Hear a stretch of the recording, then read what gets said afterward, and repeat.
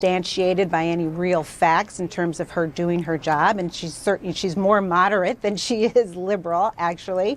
But it is an issue for her. Ultimately, I think she will win, but she's got a problem right now. And can I respond to that real quickly? Very quickly, yeah, go ahead. In 2010, I helped spearhead the Fire Pelosi campaign at the RNC, and I agree with Patty. One of the reasons that we wanted to fire Pelosi was because she was so darn effective, and she put Obamacare through. Democrats would be foolish to cast her aside, I think. That's really interesting. She has your endorsement. We're going to let her know that. There you go. A weird one. Thank you both, Doug and Patty. Nice to have you as always. So this morning, Florida Governor Rick Scott is appealing a judge's ruling that allows voters to essentially try again to match their signatures. Earlier, a federal judge in Florida extended a deadline for voters with mismatched signatures to sign again and see if they match this time. It's a hard standard to meet. This comes as officials in Florida work to meet a 3 p.m.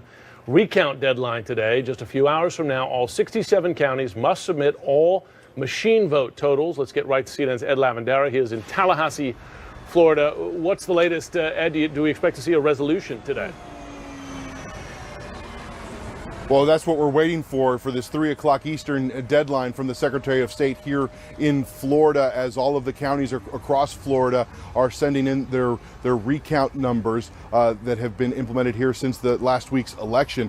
But really, the focus here in Tallahassee is the ruling from this federal judge extending this deadline on the question of signatures that didn't match. And this is a deadline that is extended until Saturday afternoon. So they have several days to go back to all of these people, which is close to some 5,000 people across the state. Now, what is interesting here, Jim and Poppy, is that right now Rick Scott leads Senator Bill Nelson in this senatorial race by more than 12,000 votes. So if even unlikely scenario that all 5,000 of these signature ballots that are in question were all to vote for Bill Nelson, which we all know is highly unlikely, that means that there still aren't enough votes there to make a difference. But this is just one of several lawsuits that are still winding their way through the system here in Tallahassee as Democratic lawyers and Republican lawyers continue to fight it out here in the courts as these deadlines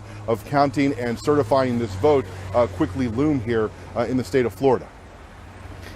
We've been there before. Ed Lavandera, thank you.